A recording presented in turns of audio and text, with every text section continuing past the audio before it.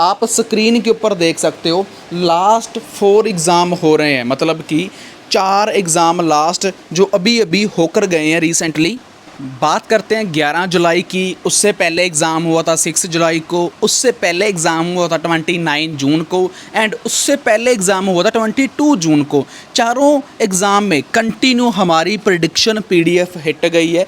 Writing 100% same, reading 1 passage 2 passage सभी exam में 100% same, speaking की प्रिडिक्शन हिट 100% सेम। और इसमें कोई झूठ नहीं है, कोई फेक नहीं है। बहुत सारे लोग ये बात बोलते हैं प्रिडिक्शन के ऊपर ट्रस्ट नहीं करना चाहिए, विश्वास नहीं करना चाहिए। तो आपकी मोबाइल स्क्रीन के ऊपर ऐसा कोई भी स्क्रीनशॉट ऐसा नहीं है कि जो हमने गूगल से लिया हो। सभी के सभी मोबाइल स्क्रीन रिकॉर्डिंग चल रही है, तीनों के तीनों आप देख सकते हो 1, 2 एंड 3। ये mobile screen. Part 1. A man wants to find out about a language course.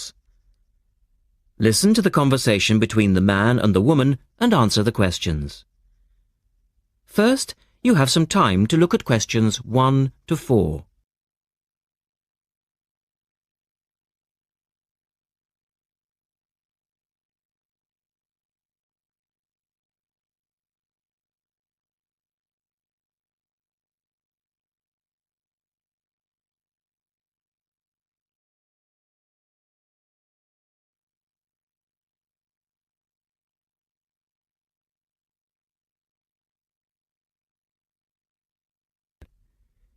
You should answer the questions as you listen, because you will not hear the recording a second time.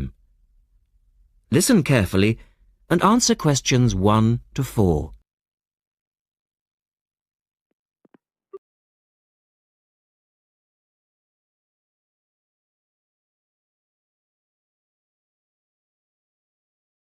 Good morning, University Language Centre. How can I help you? I'm interested in doing a language course. I did Mandarin last year and now I'd like to do Japanese. Can you give me some information about what courses are available at your centre and when they start, that sort of thing? Yes, certainly. Well, we actually offer a number of courses in Japanese at different levels. Are you looking for full-time or part-time? Oh, I couldn't manage full-time as I work every day, but evenings would be fine and certainly preferable to weekends. Well, we don't offer courses at the weekend anyway, but let me run through your options. We have a 12-week intensive course, 3 hours, 3 nights a week. That's our crash course. Or an 8-month course, 2 nights a week. I think the crash course would suit me best, as I'll be leaving for Japan in 6 months' time. Are you a beginner? Not a complete beginner, no. Well, we offer the courses at 3 levels. Beginners, lower intermediate and upper intermediate, though we don't always run them all. It depends very much on demand. I'd probably be at the lower intermediate level, as I did some Japanese at school, but that was ages ago. Right. Well, the next Level 2 course begins on Monday the 12th of September. There are still some places on that one. Otherwise, you'd have to wait until January or March. No, I'd prefer the next course. The woman asks the man for some details about himself. Look at questions 5 to 10.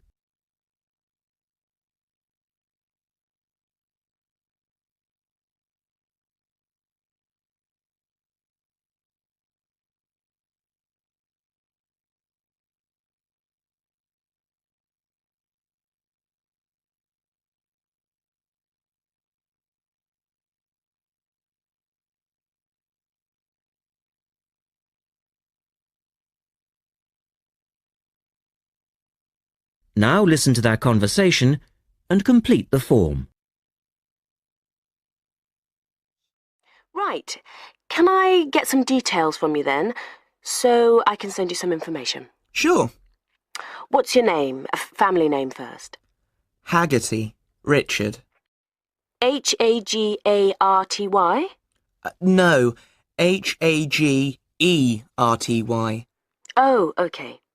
And your address, Richard?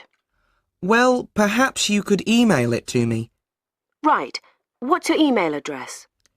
It's Ricky45, that's one word, RICKY45, @hotmail.com. And I just need some other information for our statistics. This helps us offer the best possible courses and draw up a profile of our students. Fine. What's your date of birth?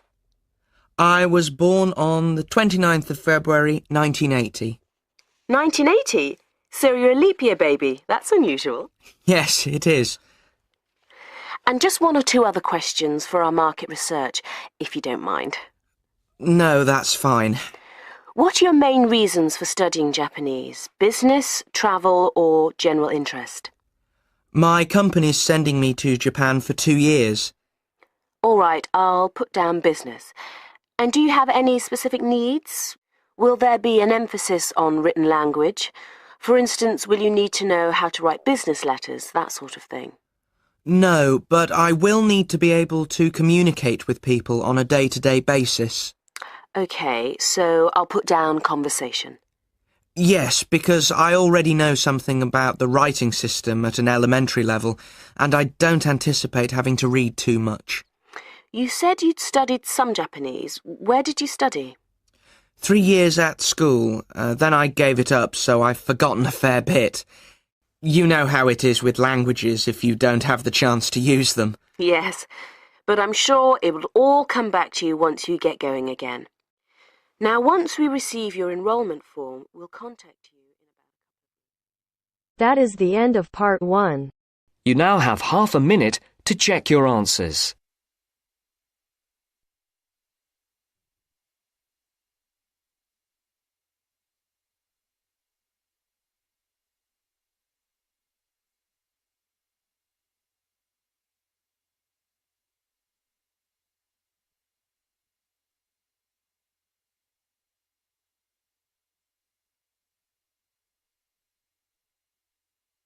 Now turns to part 2. Part 2. You will hear a reporter talking on the radio about an artist's exhibition. Look at questions 11 to 18.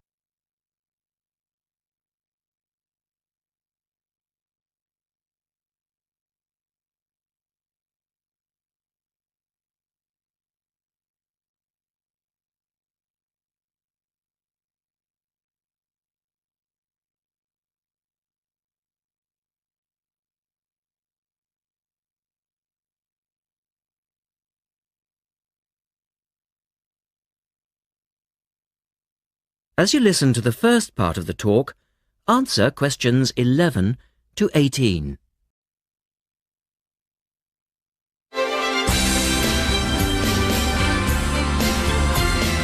And now for some information on local events and activities.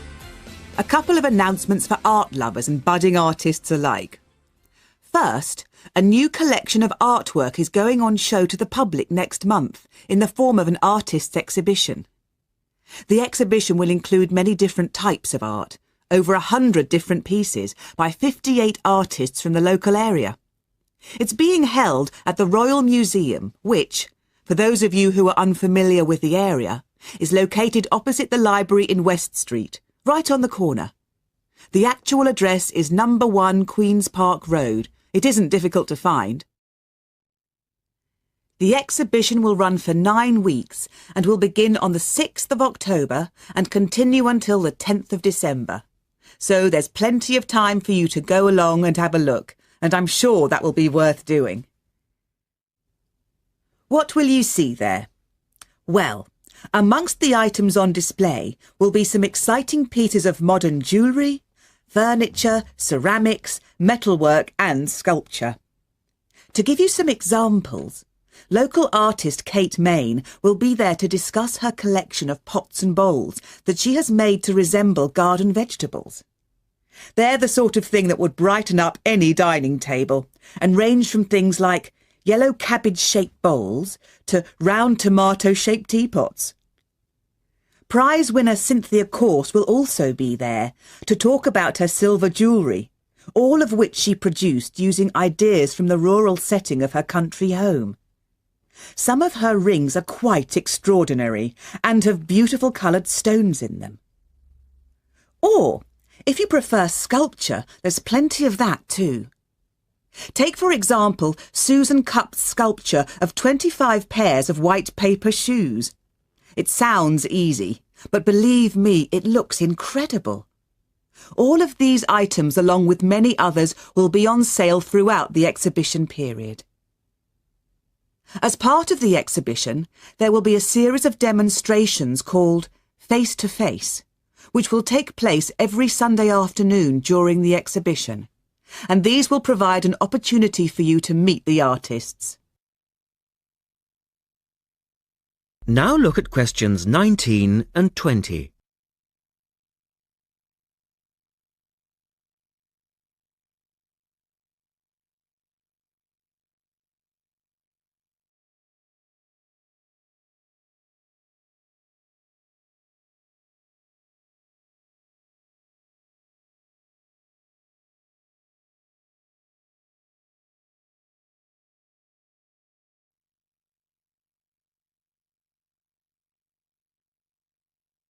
As the talk continues, answer questions 19 and 20.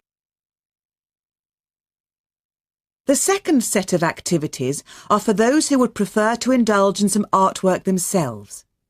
The Artists' Conservatory are holding a series of courses over the autumn period. The courses cover all media and include subjects such as Chinese brush painting, pencil drawing and silk painting.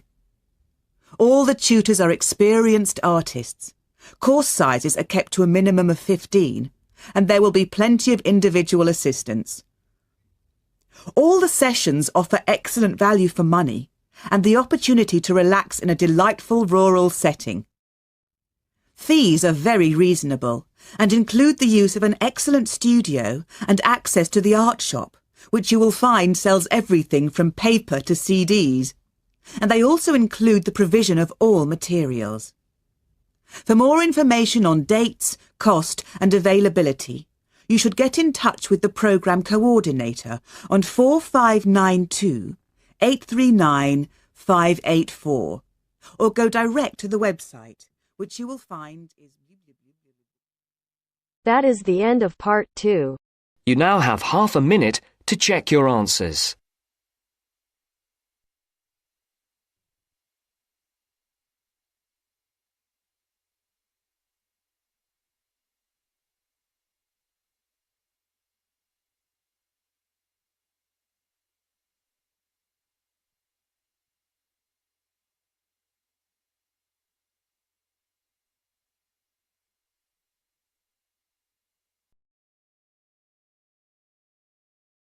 Now turns to part 3.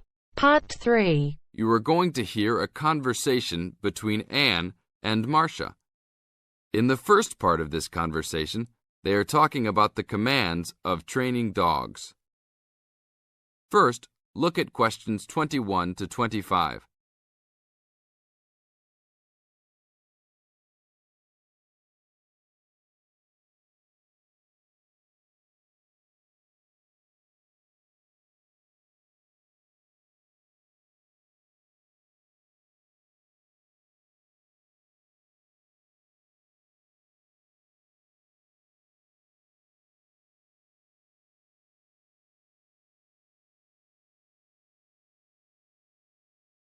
Now listen to the first part of the conversation and answer questions 21 to 25. Complete the table showing different commands for different forms of dog training. So that research paper we have to do next, the one about how are different styles of training dogs, how do you think you'll approach writing it? You know, I've been thinking about it. I feel that the best way to write it is to divide the paper into two main parts. In the first part, we'll be analysing some examples of each style of training dogs. Right, what the styles are. After that we can talk about how each style can be used so that the dogs learn something different from each one. Indeed. Maybe we could draw a chart and compare examples of each style of training, one at a time. So the different kinds of training would be simple obedience training. There you would have things like teaching them to sit, stay in one place and so on. Right. So included in here would be simple audio commands like speak. Yes, basic commands are just spoken words, aren't they? And then there would be the more guard-oriented training, where the dogs are trained to know a specific place well. Patrolling and barking are probably the best examples, because most people have seen them in many places, especially in homes. And this would lead us to the attack dog training, which is physical as well as spoken, training the dog to knock someone down, and even biting if they have to. Right, so there's another category as well, sniffing dogs, which make up the searching category. I've read that in the UK, every major airport and government building has these dogs to search for all kinds of dangerous items.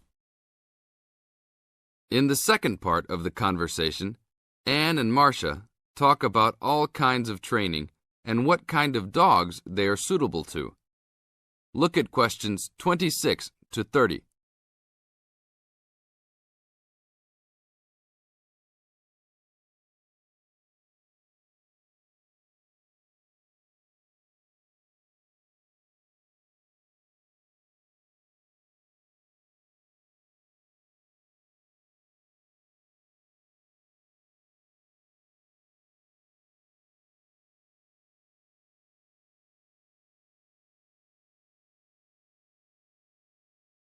As you listen to the conversation, match A, B, C with the following forms of dog training.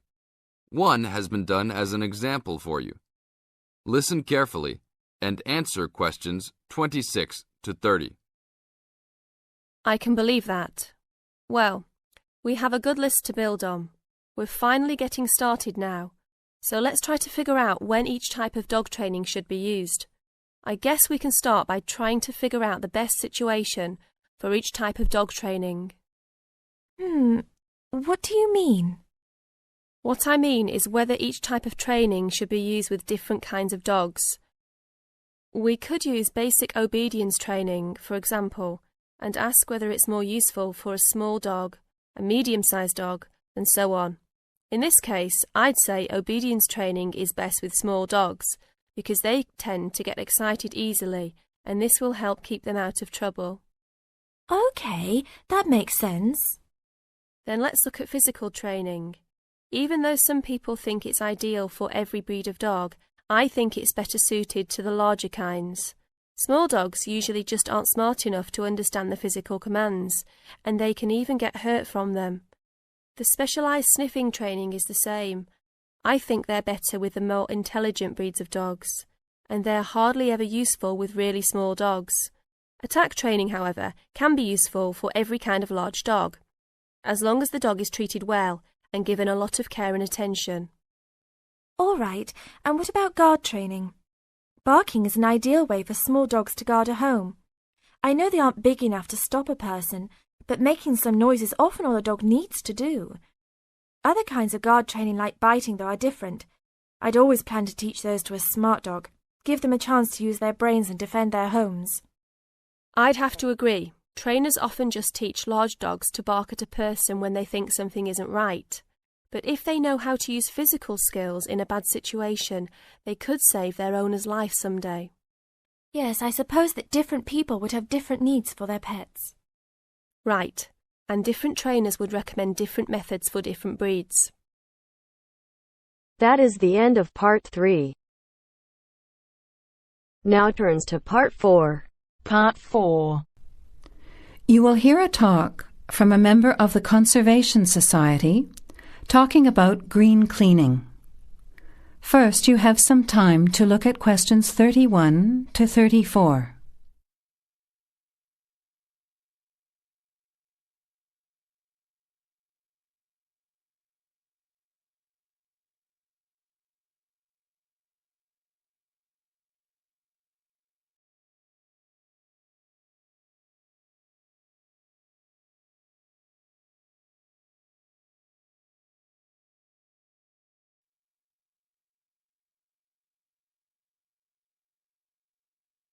Now, listen carefully to the talk and answer questions 31 to 34. Good morning, everyone. It's a pleasure to be here as a representative of the Conservation Society to talk to you about green cleaning. In other words, about ways you can help to save the environment at the same time as saving money. I'll start with saving money, as we're all interested in that, especially students who are living on a tight budget. Probably none of you has sat down and calculated how much you spend on cleaning products each year. Everything from dishwashing detergent, window cleaners and so on, through to shampoos and conditioners for your hair, and then those disasters, products to get stains out of carpets or to rescue burnt saucepans. I can see some nods of agreement. Even if you don't spend a lot of time on housework, you'd end up spending quite a lot of money over a period of time, wouldn't you? We can save money on products and also use products which are cheap, biodegradable and harmless to the environment. These I will call green products. Unfortunately, most cleaning products on sale commercially are none of these, and many of our waterways and oceans are polluted with bleach, dioxins, phosphates and artificial colourings and perfumes. Also, think how many plastic bottles each household throws away over a year. They'll still be around in landfill when you are grandparents. So we often feel there's nothing we can do to make a difference, but we can. The actual recipes are on handouts you can take at the end of the talk. The sorts of ingredients I'm referring to are things like bicarbonate of soda, eucalyptus oil, ammonia, vinegar, lemons, pure soap. Lastly, many people find they are allergic to modern products. So for all you asthma sufferers, keep listening. Nothing in these recipes should cause you any problems. An end to itching and wheezing. Now you have some time to look at questions 35 to 40.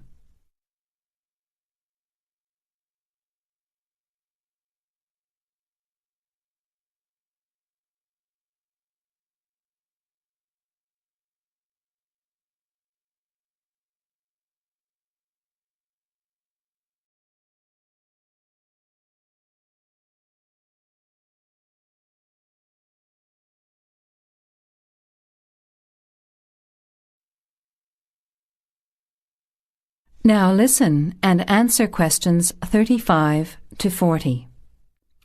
So, let's start with spills and stains. Soda water is wonderful as an immediate stain remover. Mop up the excess spill. Don't rub, but apply soda water immediately. It's great for tea, coffee, wine, beer and milk. As is salt or bicarbonate of soda, which will absorb the stain. Then vacuum when dry and shampoo if necessary. While we're talking about disasters, let's quickly look at some others that can be avoided. Bicarbonate of soda is wonderful for removing smells, especially in the fridge. An open box in the fridge will eliminate smells for up to 3 months. And those terrible burnt saucepans, either sprinkle with our good friend bicarb again and leave it to stand, or cover with vinegar and a layer of cooking salt. Bring it to the boil and simmer for 10 minutes, then wash when cool. Much cheaper than a new saucepan. Then there are heat rings on wooden furniture. Simply rub with a mixture of salt and olive oil, or for scratched furniture, use olive oil and vinegar. Now, let's look at general cleaning. First, the floors. If your floor covering is made of slate, cork or ceramic tiles or lino, it probably only needs a mop or a scrub with vinegar in a bucket of water. Carpets can be shampooed using a combination of pure soap, washing soda, cloudy ammonia and some boiling water. You put a small amount of this mixture onto the mark on the carpet, rub with a cloth until it lathers, and then wipe off the excess. A smelly carpet can be deodorized by sprinkling bicarbonate of soda on the surface, leaving overnight, and vacuuming off the next day. Cleaning in the kitchen, bathroom and toilet is the next section. That is the end of part 4. You now have half a minute to check your answers.